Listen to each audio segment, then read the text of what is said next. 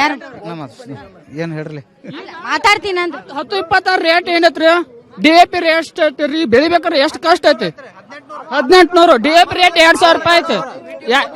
2000 ರೂಪಾಯಿ DAP rate ಐತಿ. 10-26 rate ಐತಿ. ಬೆಳಿಬೇಕಾದ್ರೆ ಕಷ್ಟ ಐತಿ. ಈಗ ಸಾಲು ಕೊರೋದು, ರೆಂಟಿ ಹೊಡೆದು ಕಬ್ಬು ಬೆಳಿಬೇಕಾದ್ರೆ ಎಷ್ಟು ಕಷ್ಟ ಐತಿ ಅವ್ರಿಗೆ ಏನಾರು ಗೊತ್ತೈತೇನ್ರಿ? ಅಲ್ಲ, ಎದಕ್ಕಾದ್ರೂ ಬಂದ್ರೆ ನಾವು ನಮ್ಮ ಬೆಳಗಾವಿ ವಿಚಾರದಲ್ಲಿ ಸರ್ ಒಂದ್ ನಿಮಿಷ ತಡ್ರಿ ಬೆಳಗಾವಿ ವಿಚಾರದಲ್ಲಿ ನಾವು ಮಹಾರಾಷ್ಟ್ರದವ್ರಾಗ್ಲಿ ಮತ್ತೆ ಬೇರೆಯವ್ರೇ ಆಗ್ಲಿ ನಮ್ ಬೆಳಗಾವಿ ನಮ್ದು, ನಮ್ ವಿಚಾರದಲ್ಲಿ ಯಾರು ತಲೆ ಹಾಕಬಾರ್ದು ಅಂತೀವಿ. ಅಂತಹ ಮಹಾರಾಷ್ಟ್ರದಲ್ಲೇ ರೈತರಿಗೆ ಈಗ ನೀವು ಕೇಳ್ತಿರೋ ಬೆಲೆ ಕೊಡ್ತಿದಾರ್ರಿ ಸರ್. ಆದ್ರೆ ಕರ್ನಾಟಕದಲ್ಲಿ ಕೊಡಕ್ಕೆ ಇವ್ರಿಗೆ ಏನ್ ದಾಡಿ? ಅಲ್ಲಿ ಮಾಲೀಕರಿಗೆ ಇರುವಂತ ಸವಲತ್ತೇನು, ಇಲ್ಲಿ ಮಾಲೀಕರಿಗೆ ಇಲ್ದೇ ಇರೋ ಸವಲತ್ತೇನು? ಮೇಡಮ್ ರೀ ಉಳಿದಿಲ್ಲ ತಂದು ಹೇಳ್ತಾರೆ ಸಕ್ಕರೆ ಕಾರ್ಖಾನೆದವ್ರು. ನಮಗೆ ಏನು ಉಳಿತಾಯ ಆಗುದಿಲ್ಲ ತಂದು ಹೇಳ್ತಾರೆ. 3000 ರೂಪಾಯಿ ಕೊಟ್ಟ ಈಗ ಕಮ್ಮಿ ಅಂದ್ರೆ ಒಯ್ತಾರ ನಮ್ಗೆ ಕಬ್ಬ ಒಯ್ತಾರೆ ವರ್ಷ. ಅವ್ರಿ ಮಹಾರಾಷ್ಟ್ರದವ್ರಿ ಅಲ್ಲಿ ಇಳುವರಿ ಬೇರೆ ಬರ್ತೈತಿ, ಇಲ್ಲಿ ಇಳುವರಿ ಬೇರೆ ಬರ್ತಂತ ಸಕ್ಕರೆ ಸಚಿವರು ಹೇಳ್ತಾರ. ಇಳುವರಿ ಅಲ್ಲಿದ್ ಬೇರೆ ಬರ್ತೈತಿ, ಇಲ್ಲಿದ್ ಬೇರೆ ಬರುತ್ತೆ. ಮಣ್ಣು ಅಲ್ಲಿದ್ ಬೇರೆ ಐತಿ, ಇಲ್ಲಿದ್ ಬೇರೆ ಐತಿ ಅಂತ ಸಕ್ಕರೆ ಸಚಿವರು ಇದನ್ನ ಸಕ್ಕರೆ ನ್ಯೂಸ್ನಾಗ ಹೇಳಿದಾರ್ರಿ. ಇಲ್ಲಿದ ಮಣ್ಣ ಪಿಸರ್ ಐತೆ ಬಂದ್ ನೋಡ್ರಿ, ಚೆಕ್ ಮಾಡ್ರಿ. ಹಾಗಾದ್ರೆ ಅವ್ರು ಮಹಾರಾಷ್ಟ್ರಕ್ಕೆ ಹೋಗ್ಲಿ ಬಿಡ್ರಿ, ಅಲ್ಲಿ ಚಲೋ ಐತಲ್ರಿ. ಅಲ್ಲಿ ಮಣ್ಣು ಚಲೋ ಐತಿ, ರಿಕವರಿ ಚಲೋ ಐತಿ, ಇಳುವರಿ ಚಲೋ ಐತಿ. ಇಲ್ಲಿ ಯಾಕಾದ್ರಿ ಅಲ್ಲಿ ಸಚಿವ ಆಗಿದ್ರಿ ಇಲ್ಲಿ ಯಾಕಾದ್ರಿ ಮಹಾರಾಷ್ಟ್ರ ಬಗ್ಗೆ ಮಾತಾಡ್ದ ಇಲ್ಲಿ ಯಾಕಾದ್ರಿ ಮಹಾರಾಷ್ಟ್ರಕ್ಕೆ ಹೋಗಣ್ರಲ್ಲ ಅವಾಗ ಸಕ್ಕರೆ ಮಾಹಿತಿ ಮುಖಾಂತರ ಮಾಡೋದಿಲ್ಲ ನಾವು ಮಾಡಿ ತೋರಿಸ್ತವ್ರ ಮೇಡಮ್. ದೊಡ್ಡ ಉಗ್ರ ಹೋರಾಟ ಹೋಗ್ತಾರೆ ಮೇಡಮ್. ಮತ್ತೆ ಮಾಡ್ತೀರಿ ಅವ್ರಿಗೆ ರಿಕವರಿಯಲ್ಲಿ ಮಹಾರಾಷ್ಟ್ರದಾಗ ರಿಕವರಿ ಕೊಡ್ತಾರೆ. ಪ್ರಶ್ನೆ ಇದೆ ನಿಮ್ ಗಮನಕ್ಕೆ ಉತ್ತರ ಕೊಡಿ. ಕೇಳ್ತೀನಿ ನಾನು. ಒಂದು, ಸಂಬಂಧಪಟ್ಟ ಸಚಿವರು ಆ ಕಡೆ ತಲೆ ಹಾಕಿ ನೋಡ್ತಾ ಇಲ್ಲ.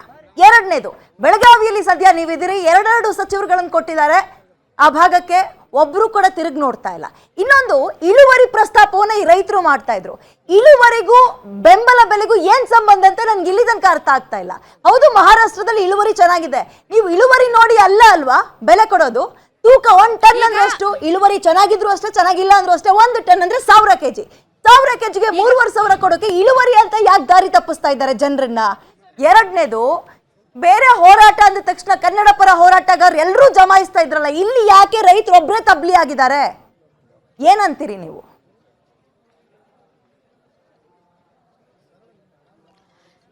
ಈಗ ಮೊದಲನೇ ಪ್ರಶ್ನೆಗೆ ಈಗ ಸಕ್ಕರೆ ಸಚಿವರು ಯಾಕೆ ಬರ್ಲಿಲ್ಲ ಅನ್ನೋದ್ರ ಬಗ್ಗೆ ಈಗಾಗಲೇ ನಾನು ಮಾತಾಡ್ಸಿದ್ದೀನಿ. ಇವನ್ ದಿ ಸೇಮ್ ಟೈಮ್ ಯಾಕೆ ಬರ್ಲಿಲ್ಲ, ಇಲ್ಲೇ ಇರುವಂತಹ ಇಬ್ಬರು ಸಚಿವರು ಲಕ್ಷ್ಮೀ ಹೆಬ್ಬಾಳ್ಕರ್, ಸತೀಶ್ ಜಾರಕಿಹೊಳಿ ಅನ್ನೋ ಪ್ರಶ್ನೆನ ಮೊದಲಿನಿಂದಲೂ ಕೂಡ ಇಲ್ಲಿನ ರೈತರು ಪ್ರಶ್ನೆ ಎತ್ತುತ್ತಾ ಇದ್ದಾರೆ.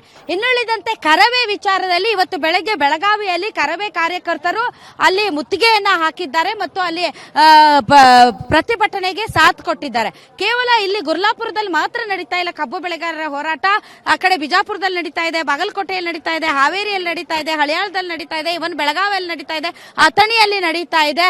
ಸೊ ಇಲ್ಲೆಲ್ಲ ಕೂಡ ಹಲವಾರು ಸಂಘ ಸಂಘಟನೆಗಳು ಇದಕ್ಕೆ ಬೆಂಬಲವನ್ನ ವ್ಯಕ್ತಪಡಿಸಿವೆ. ಇವನ್ ಕರವೇ ಕೂಡ ಈ ಒಂದು ಪ್ರತಿಭಟನೆಗೆ ಬೆಂಬಲವನ್ನ ವ್ಯಕ್ತಪಡಿಸಿರೋದನ್ನ ನಾವು ನೋಡ್ತಾ ಇದ್ದೀವಿ. ಇನ್ನು ಇಳುವರಿ ಆಧಾರದ ನೋಡಿ, ಇದು ಪ್ರೈಸ್ ಫಿಕ್ಸೇಷನ್ ಏನಿದೆ ಅದು ಬಹಳಷ್ಟು ವಿಚಾರಗಳನ್ನ ಆಧಾರವಾಗಿಟ್ಟುಕೊಂಡು ಇದು ನಡೆಯುತ್ತೆ.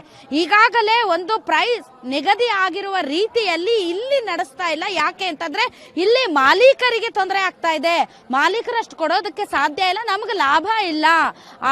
ಮತ್ತು ಮಹಾರಾಷ್ಟ್ರದಲ್ಲಿ ಅಲ್ಲಿ ಕಾರ್ಖಾನೆಯ ಮಾಲೀಕರು, ಇದು ಸರ್ಕಾರ ಮತ್ತು ರೈತರ ನಡುವಿನ ವಿಚಾರ ಅಲ್ಲ, ಇದು ಮಾಲೀಕರು ಮತ್ತು ಇವರು ಕಬ್ಬು ಬೆಳೆಗಾರರ ನಡುವಿನ ಈ ಒಂದು ವಿಚಾರ. ಹೀಗಾಗಿ ಇವರಿಬ್ಬರ ನಡುವೆ ಸಂಧಾನ ಮಾಡಿ ನೀವು ಒಂದು ರೇಟ್ ಅನ್ನ ಫಿಕ್ಸ್ ಮಾಡಬೇಕು ಅಂತ ಸರ್ಕಾರಕ್ಕೆ ಒತ್ತಾಯ ಮಾಡ್ತಾ ಇರೋದು. ಒಂದು ವೇಳೆ ಮಾಲೀಕರು ಇದಕ್ಕೆ ಒಪ್ಕೊಳ್ಳಿಲ್ಲ ಅಂತ ಅಂದರೆ ನೀವೇ ಒಂದು ಸಹಾಯ ಧನ ಅಂತ ಹೆಚ್ಚುವರಿಯಾಗಿ ಕೊಡಿ ಅಂತ. ಈ ಹಿಂದೆ 2014ರಲ್ಲಿ ನಾವು ವಿಠ್ಠಲ್ ಅರಭಾವಿ ಆತ್ಮಹತ್ಯೆ ಮಾಡ್ಕೊಂಡಂತ ಸಂದರ್ಭದಲ್ಲಿ ಇದೇ ಸರ್ಕಾರ ಎಷ್ಟು 250 ಕೊಟ್ಟಿದ್ರು. ಈಗ ಸರ್ ಮಹಾರಾಷ್ಟ್ರದಲ್ಲಿ ಇಳುವರಿ ಜಾಸ್ತಿ ಇದೆ, ಇಳುವರಿ ಅನ್ನೋದಕ್ಕಿಂತ ರಿಕವರಿ ಚೆನ್ನಾಗಿದೆ ಅಂತ ಹೇಳ್ತಾರೆ. ಸೊ ಇಲ್ವಾ? ಈಗ ಯಾಕಿಲ್ಲ ಅಂದ್ರೆ ನಮ್ಮ ಕರ್ನಾಟಕದಲ್ಲಿ 75 ಕಿಲೋಮೀಟರ್ ಕಬ್ಬು ತಗೊಂಡ್ ಹೋಗಿ ನಮಗ 3,410 ರೂಪಾಯಿ ಕೊಡ್ತೀವಿ ಅಂತ ಹೇಳಿ ಈಗ ಅವ್ರ ಮನೆ ಬಂದು ಘೋಷಣೆ ಮಾಡ್ಯಾರ. ಈಗ ಆಗಲೇ ಫ್ಯಾಕ್ಟ್ರಿನೂ ಚಾಲು ಮಾಡಿದ್ರೆ ಅವ್ರ ನಮ್ಮ ಕಬ್ಬು ಸ್ವಲ್ಪ ಹೋಗಿದ್ರೆ 3,410 ರೂಪಾಯಿ 75 ಕಿಲೋಮೀಟರ್ ಲೀಡಿಂಗ್ ದಾಗ ಹೋಗ್ತಾರೆ.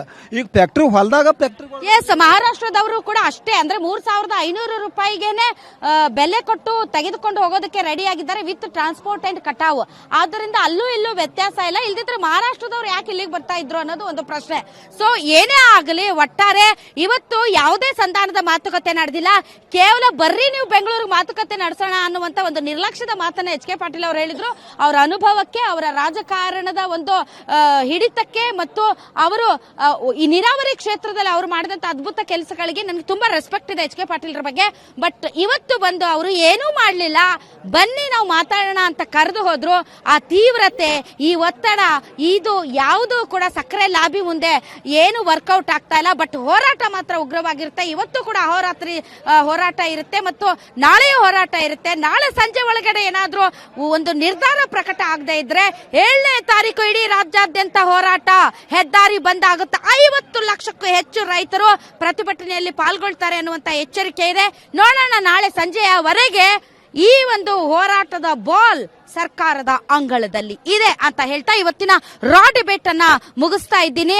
ನಿಮ್ಮ ಗ್ಯಾರಂಟಿ ನ್ಯೂಸ್ ರೈತರ ಪರ ಹೋರಾಟದಲ್ಲಿ ನಿರಂತರವಾಗಿ ಇರುತ್ತೆ ಮತ್ತು ಈ ವಿಚಾರದಲ್ಲಿ ನಾವು ಎಂದೆಂದೂ ರೈತರ ಪರ. ಈ ವಿಚಾರವನ್ನ ನಾನು ಇಲ್ಲಿ ಸ್ಪಷ್ಟಪಡಿಸ್ತಾ ಇವತ್ತಿನ ರಾ ಡಿಬೇಟ್ ಅನ್ನ ಮುಗಿಸ್ತಾ ಇದ್ದೀವಿ. ಗ್ಯಾರಂಟಿ ನ್ಯೂಸ್, ಸುದ್ದಿ ಖಚಿತ, ನ್ಯಾಯ ನಿಶ್ಚಿತ.